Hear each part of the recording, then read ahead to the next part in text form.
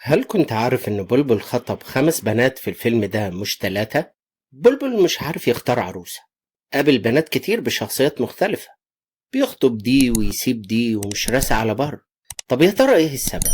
وإيه الحل؟ هتسمع معايا الفيلم كأنك بتشوفه لأول مرة. هنتكلم عن شخصية كتير مننا شاف نفسه فيها، أو شاف حد قريب منه شبهها. شخصية نبيل في فيلم بلبل حيران. يا ترى هل بلبل ضحية ولا جاني؟ وليه نهاية الفيلم عاملة كده؟ كل ده وأكتر هنشوفه في حلقة النهاردة.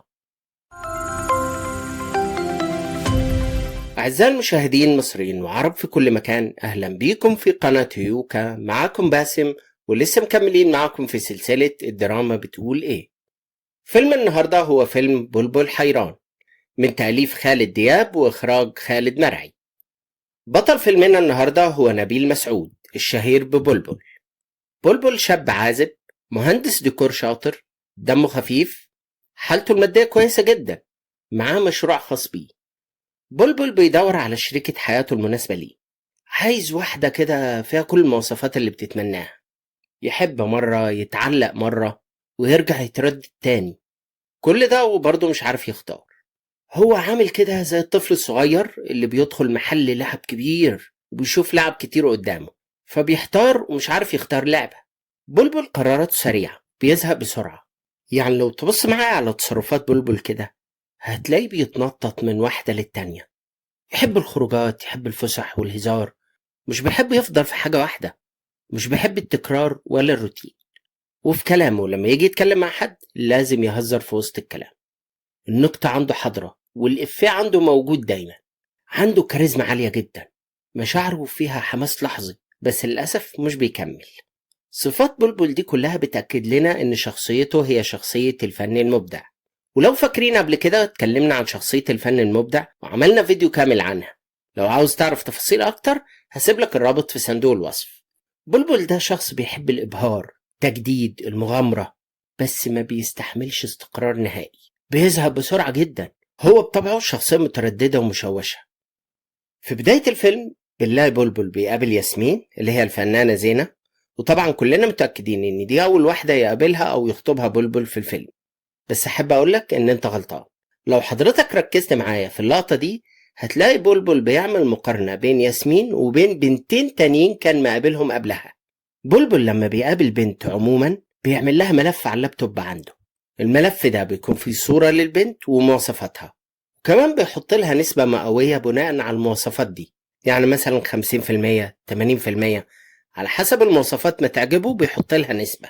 ولما بيقابل بنت تانية فيها مواصفات أحلى بيعمل لها نفس الملف زي كده وبيقعد يقارن بينها وبين اللي قبلها وبيحط لها نسبة أكبر أو أصغر على حسب المواصفات اللي بتعجبه. وبيفضل يقارن في صفات البنات دي، وكل ما يكتشف صفة بيكتبها ويقعد يغير في النسبة لحد ما البنت اللي توصل نسبة 100% هي اللي تكسب ويخطبها. المهم بلبل كان بيقارن بين بنتين، واحدة فيهم 20% والتانية 40%، لكن ياسمين أخدت 100%.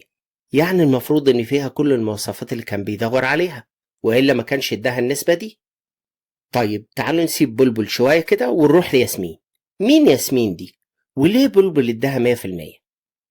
ياسمين دي شخصية قيادية مسيطرة مستقلة، شخصية منجزة جدا، بس بتحب السيطرة، تحب تتحكم في كل حاجة.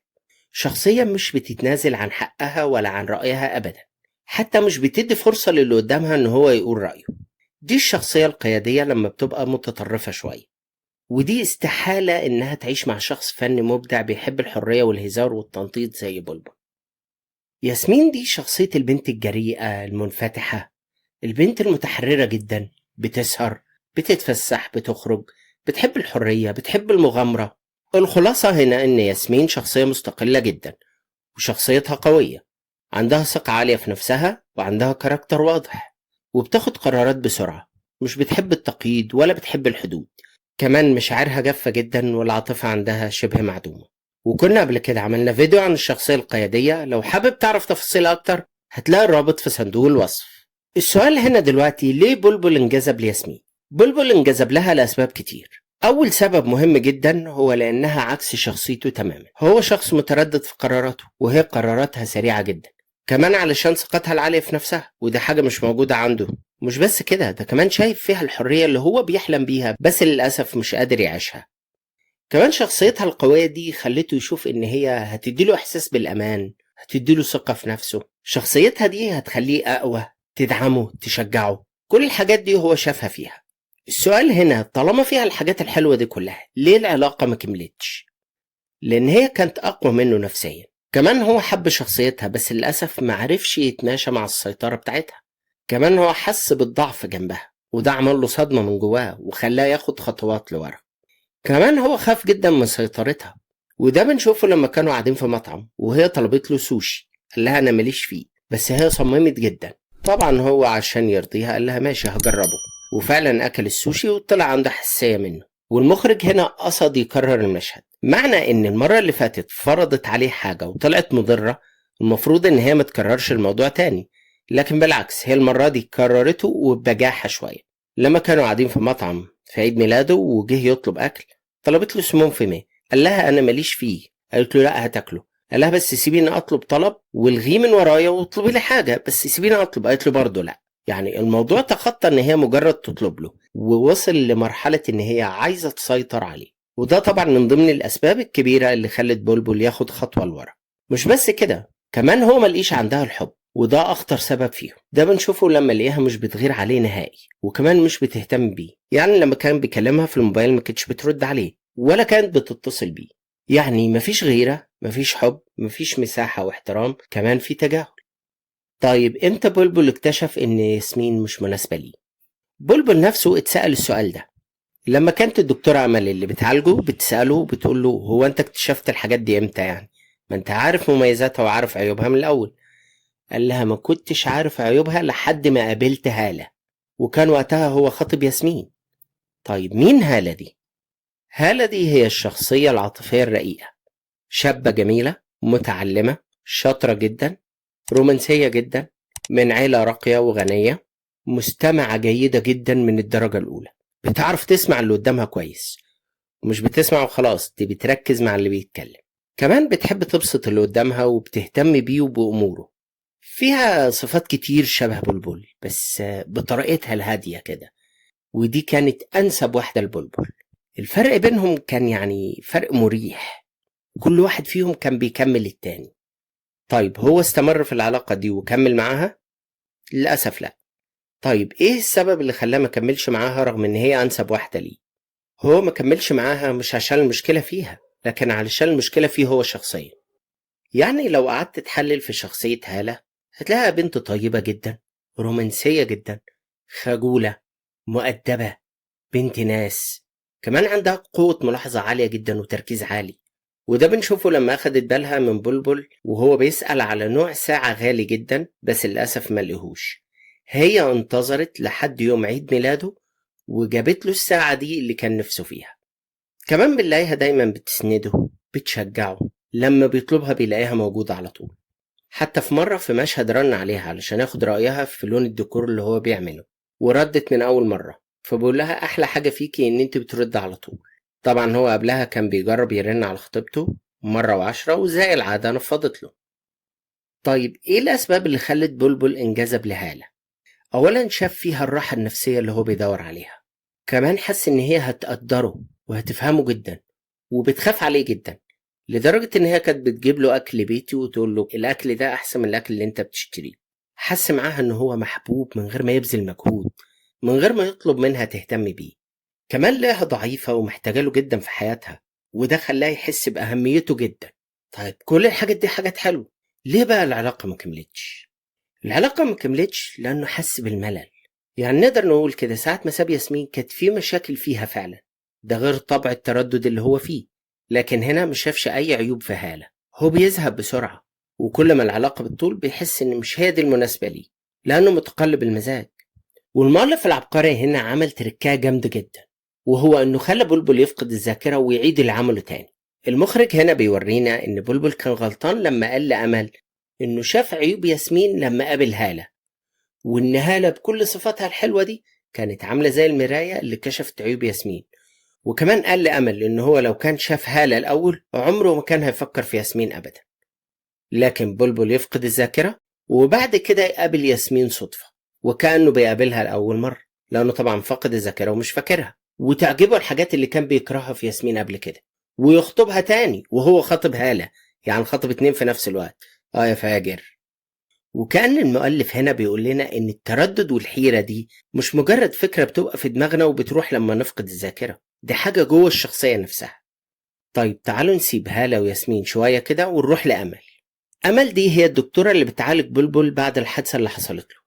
لو بصينا لأمل دي في صفاتها هنلاقيها شابة جميلة جدا، بتقيس وبتحسب كل حاجة بدقة، بتعمل اختبارات ومقارنات في كل حاجة، بتحلل تصرفات الناس، بطيئة جدا في قراراتها. بلبل هنا بطيء علشان متردد، لكن هي بطيئة هنا علشان بتحلل لأنها عايزة توصل للقرار الصح بنسبة 100%. هي دايما بتسعى للكمال جدا، بتعشق الروتين والنمطية جدا، قوية الملاحظة، شاطرة في الانتقاد وإظهار العيوب جدا، يعني تقدر تقول هي دي الحتة بتاعتها. طبعا كل الصفات بتاعت أمل دي هتفكرنا بشخصية المحلل المفكر، وقبل كده كنا عملنا فيديو كامل عن الشخصية دي، لو عايز تفاصيل أكتر ارجع للفيديو وهسيب لك الرابط في صندوق الوصف. شخصية المحلل المفكر دي أو شخصية أمل يعني صعبة جدا على بلبل. بلبل ده بيعيشها بالطول والعرض، وهي بتعيشها بحساب. هو بيحب الهزار، وهي دايما بتدور على الصح والجد.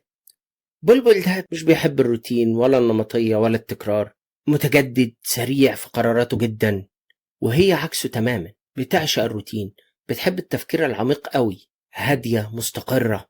علشان كده هم عكس بعض تماما، ولما يرتبطوا ببعض بيكون صعب جدا ان هم يتأقلموا.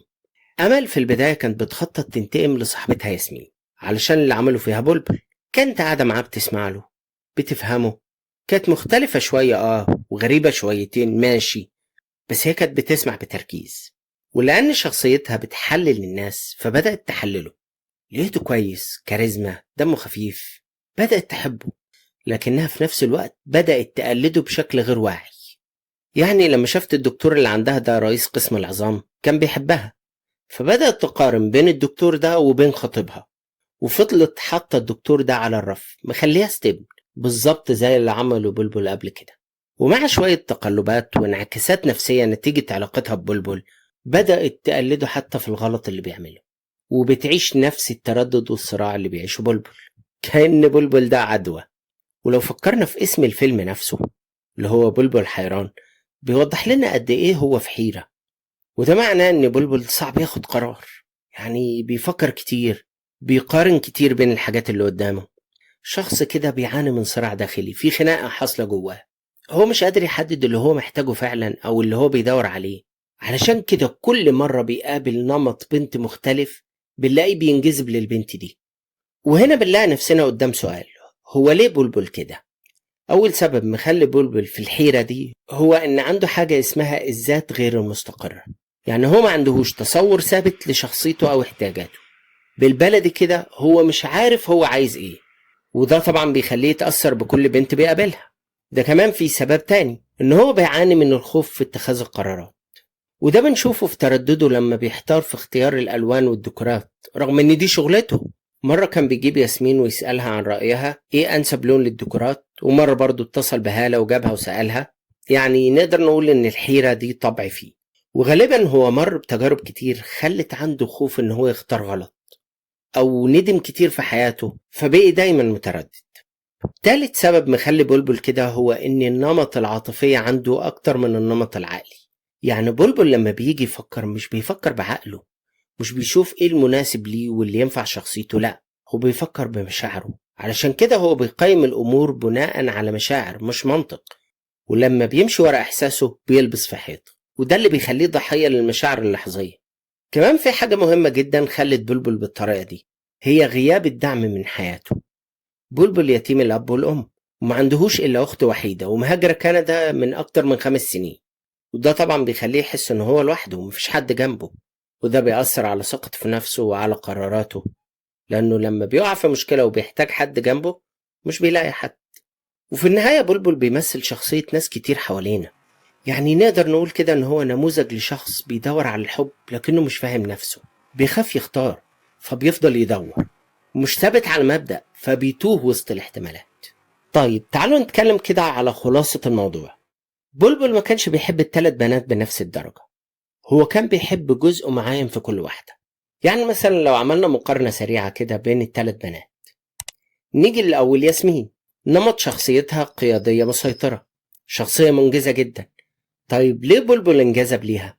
شاف فيها القوة، الحرية، الثقة في النفس. طيب ليه العلاقة فشلت؟ حس بالضعف قدامها، حس ان هي هتسيطر عليه. كمان ملقيش عندها الحب ولا الاهتمام، لان هي شخصية عقلية فقيرة المشاعر جدا.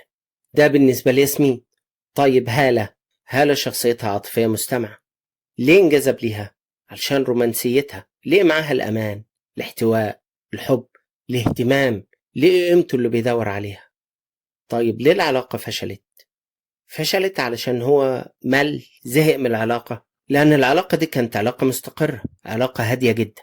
طيب حد دلوقتي يقول لي طب ما دي حاجة كويسة، هقول لك لا، للأسف هو حس إن ده مش كفاية، وهو بطبعه بيزهق بسرعة لأنه متقلب المزاج. طيب نسيبها لو نروح لأمل. أمل شخصيتها محلل مفكر، شخصية عكس بلبل تماما، بس هي عجبته لما لقاها حست بيه. طيب حست بيه امتى؟ لما بدأت تقلده فافتكر ان هي شبهه. طيب ليه العلاقة ما كملتش؟ العلاقة ما كملتش لأنه شاف فيها عيوبه، ودي أول نقطة. لما لقاها بتعمل نفس الحاجات اللي هو عملها عرته، كشفته. كمان لأن هي وقعت في نفس الفخ اللي هو وقع فيه. مش بس كده، لكن هي عكس شخصيته تماما، يعني ما يتطبعوش مع بعض. في النهاية بلبل كان بيدور على نفسه مش على حب حقيقي. كل واحدة منهم كانت مجرد مراية بتعكس جزء من حيرة بلبل. وعلشان تختار صح لازم انت تكون عارف نفسك الأول، وإلا هتفضل دايما حيران. طيب تعالوا نسيب ال4 شخصيات دول على جنب ونيجي للمخرج. المخرج هنا ما سابهاش عشوائية، هو حطت كل نمط من أنماط الشخصية ال4 في مواجهة مع بلبل. المخرج هنا كأنه بيقولك إن بلبل مشكلته مش في البنات، بلبل مشكلته فيه هو شخصيا. هو اللي مش عارف نفسه، هو اللي مش عارف يختار، كمان هو اللي مش قادر يتحمل مسؤولية قراره أو اختياره. حتى لما لقى أكتر واحدة مناسبة ليه اللي هي المفروض هالة سابها. ودي من أخطر الصفات الموجودة في الفن المبدع. يبدأ في حاجات كتير، خطوبة، ارتباط، مشروع، دراسة، بس عمره ما بيكمل لأن للأسف الحماسة بتاعته وقتية.